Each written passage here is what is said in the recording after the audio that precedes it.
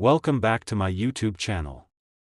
If you've ever thought a single penny could never be worth more than a few cents, then prepare to have your entire perspective flipped upside down. Today, we're unraveling the unbelievable true story of a 1995 1-cent coin that's valued at a jaw-dropping $473 million. Yes, you heard that right. $473 million.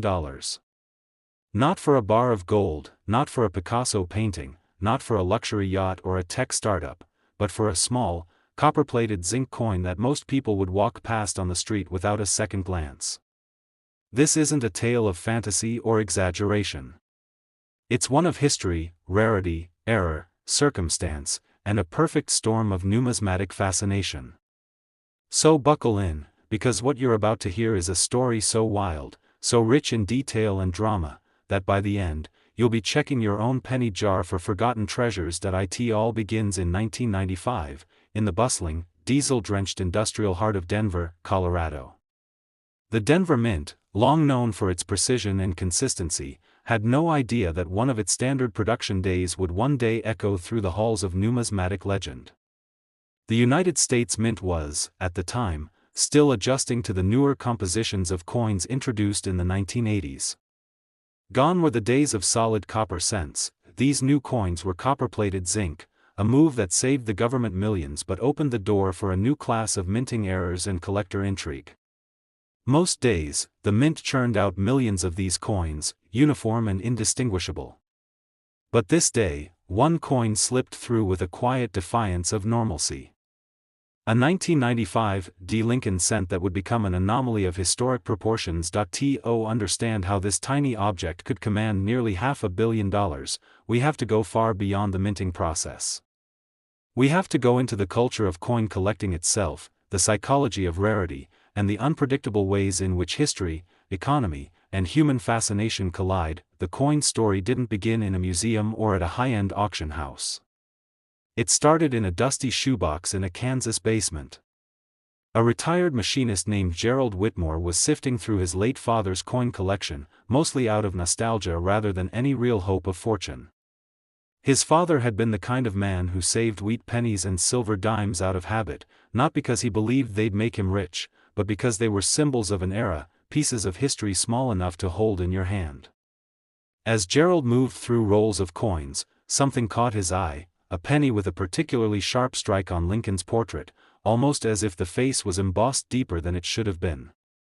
On closer inspection, the coin bore the D mint mark, designating Denver. He placed it aside, thinking it was just an oddity. He had no idea he was holding the key to a future media frenzy. Gerald's coin would sit quietly in a Ziploc bag for nearly 2 years. It wasn't until his grandson, a teenager with a knack for online auctions, decided to list some of the collection on a numismatic forum that things began to unravel. The photo of the penny drew immediate attention, not because it was flashy, but because it looked off. Veteran collectors began to speculate. Some thought it was a misstrike. Others suspected a double die. And a few, just a few, believed it was something far rarer. The coin was eventually sent to the professional coin grading service, who confirmed what no one dared to say aloud: this was not just a double die or misstrike. This was a multi-layered minting error of a type never before seen.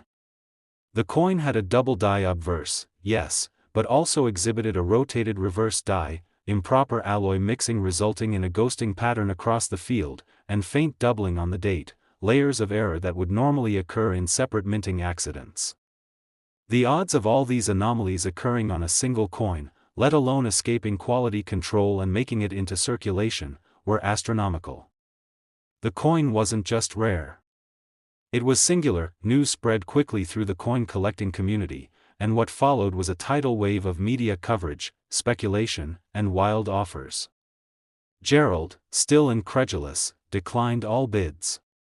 He didn't need the money, he had his pension, his modest home, and enough to get by. But the coin was now attracting attention from outside the coin world. Hedge fund managers, tech billionaires, even private museums began reaching out. One billionaire, known for his eccentric collection of oddities including dinosaur bones and a fragment of the Berlin Wall, reportedly offered $75 million for the coin. Gerald refused. Not out of greed, but because he felt that the coin's story was still unfolding. It wasn't about the money anymore. It was about legacy. The numismatic world had never seen anything like it. Debates flared in collector circles. Some argued no coin could be worth so much.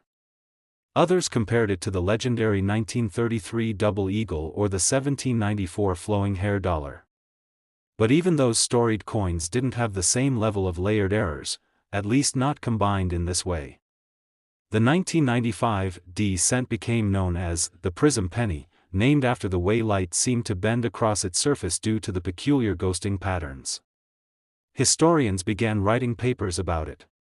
Coin documentaries featured it. For a brief time, it even made headlines on mainstream news networks. Then came the most surprising twist: the discovery of its origin. Through meticulous research and mint record audits, it was revealed that a new press system had been tested at the Denver Mint during a narrow 2-week window in early 1995. This system, intended to speed up production, had a glitch, an alignment issue that was never fully diagnosed because it was decommissioned shortly after being introduced. The Prism Penny, experts concluded, was almost certainly a product of that brief experimental run. That meant it was likely the only one of its kind. Not one of a rare batch. 1. Singular. A true unicorn of American coinage. After nearly a decade of speculation and whispered offers, Gerald finally agreed to a private sale, facilitated through an auction house that operated under strict non-disclosure agreements. The buyer remains anonymous, but the price leaked: $473 million. The largest known amount paid for a coin in history. The sale redefined the market. It redefined what people believed was possible in the world of collectible currency. And it turned Gerald Whitmore into a reluctant legend, but the story doesn't end there. Because with any story this grand, there's always a ripple effect. Suddenly, collectors everywhere were re-examining their 1995 pennies. Thousands of coins were submitted for grading. A few legitimate double-die obverse were found, but nothing came close to the multi-error marvel of the Prism Penny. Prices for high-grade 1995 cents spiked, and the Denver Mint was flooded with inquiries. The U.S. Mint even released a commemorative statement acknowledging the coin, while stopping short of confirming its origin due to policy. In the years that followed, the Prism Penny became a symbol, not just of numismatic rarity, but of the idea that hidden treasures still exist, even in the most mundane places. A shoebox in a basement. A coin jar on the kitchen counter. A penny under the floor mat of an old truck. It ignited a new generation of collectors, many of whom were teenagers inspired by the story. Coin clubs saw a resurgence. Online marketplaces boomed with activity. And Gerald, now well into his 80s, took on an unlikely role as a public speaker at coin conventions, often concluding his talks by saying, "It wasn't luck. It was looking." And perhaps that's the real message here. This isn't just about a coin worth $473 million.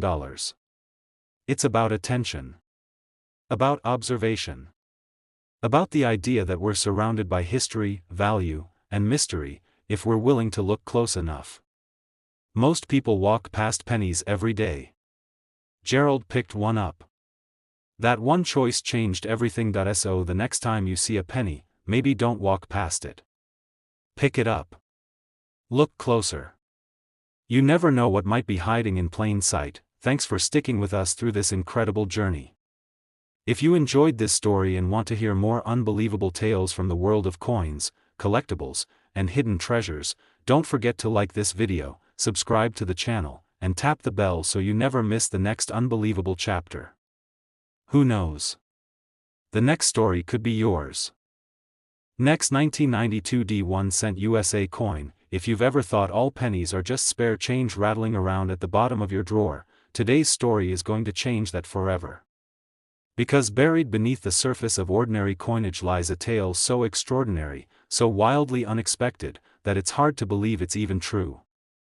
We're diving into the gripping true story of a single 1992 1-cent coin that somehow found its way into the hands of an ordinary man and ended up being worth an unbelievable $56 million.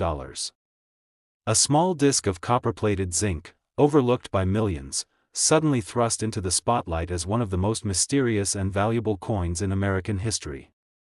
And the craziest part? It could have been any one of us who found it. So take a seat, settle in, and prepare yourself, because this isn't just a story about a coin. It's a story about timing, fate, human curiosity, and how even the smallest anomaly can hold a universe of worth when the right eyes fall upon it. It begins in 2012 in a place where you might least expect, Missoula, Montana. A quiet town nestled in the northern Rockies, where life moves at a slower pace and nobody's in too much of a rush. This is where a man named Raymond Calder lived. Ray was a retired school janitor, a Vietnam veteran, and a man who didn't own much but took pride in everything he did. He was the kind of guy who recycled soda cans religiously and still paid for groceries in cash. But Ray had one habit that would change the course of his life forever: he always checked his pocket change. Not because he expected to find anything valuable, but because he just liked the ritual of it. He enjoyed lining up coins, organizing them, separating wheat cents from modern ones, and setting aside anything that looked odd. On a chilly October morning, Ray was doing just that.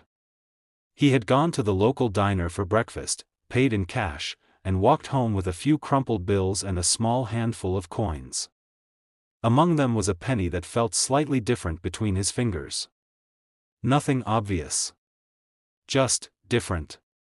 He rolled it around in his palm, looking at the date, 1992, and saw the small D mint mark below it. He was about to toss it into the penny jar, but then something caught his eye. The lettering on the back, the famous America, looked closer together than usual. He didn't know why that mattered, but it struck him as strange. So he placed it on his desk under the light and made a mental note to check it later. Ray wasn't a professional coin collector. He didn't even have an internet connection. But his grandson, Nolan, visited every week, and he was a college student with a laptop and a curiosity that matched his grandfather's. When Ray showed Nolan the penny, the young man took a few pictures and ran a quick search online. Within minutes, he had stumbled upon a long-rumored but rarely seen minting anomaly, something called the close AM variety. In 1992, the U.S. Mint had accidentally used a reverse die intended for proof coins on a small number of circulation pennies. These dies had a slight but significant difference: the letters A and M in America were closer together than they were supposed to be. On normal coins, there's a visible gap between them. But on these rare errors, they practically touch. Only a few of these close AM coins had ever been confirmed. And none, absolutely none, with the Denver mint mark had ever been officially graded. Ray's penny, it turned out, was one of one. The discovery sent shockwaves through the numismatic world. Nolan posted the images on a collector's forum, not expecting much. Within 48 hours, he had messages flooding in. Offers came in from collectors, dealers, and even museums. But they needed authentication.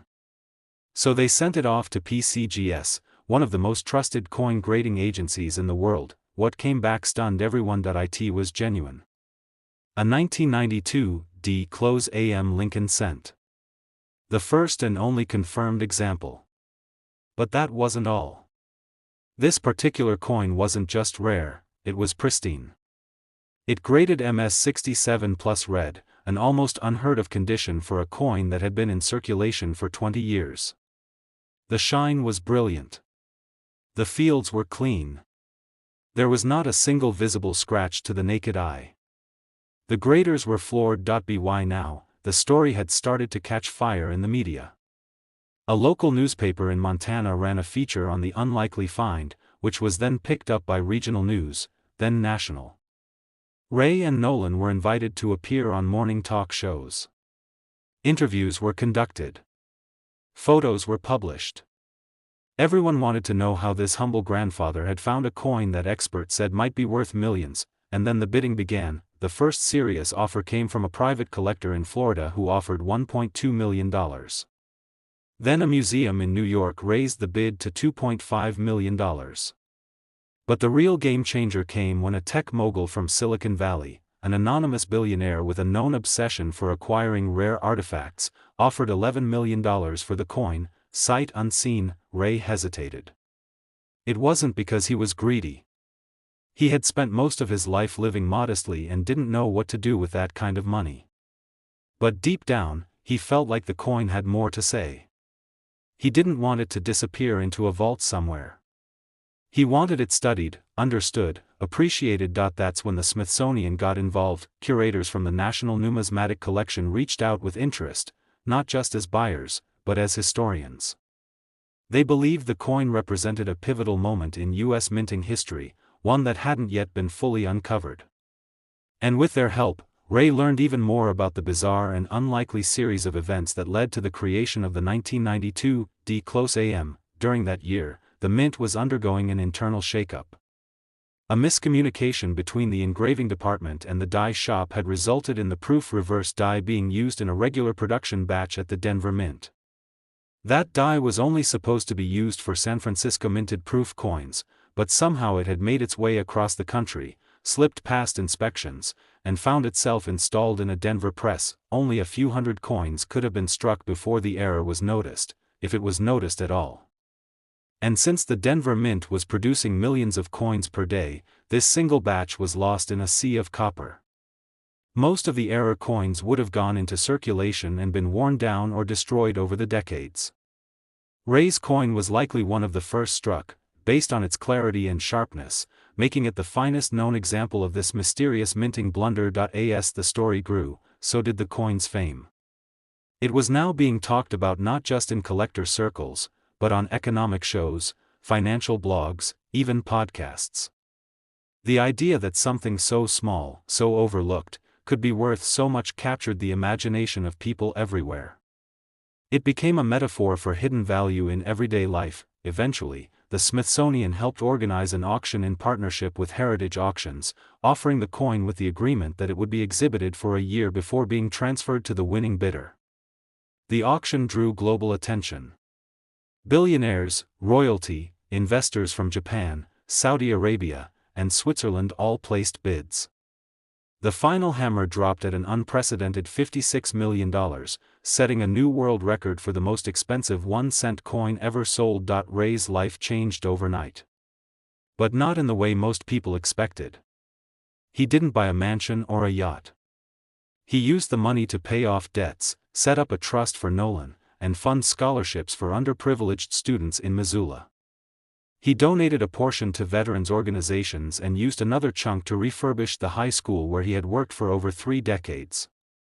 And yes, he kept a replica of the coin framed on his wall, not as a trophy, but as a reminder. Ray passed away peacefully 3 years later, but not before sharing his story with thousands of people. He traveled to coin shows, schools, and conventions, telling the tale of the little penny that nobody noticed. And every time he spoke, he ended with the same phrase: don't overlook the small things.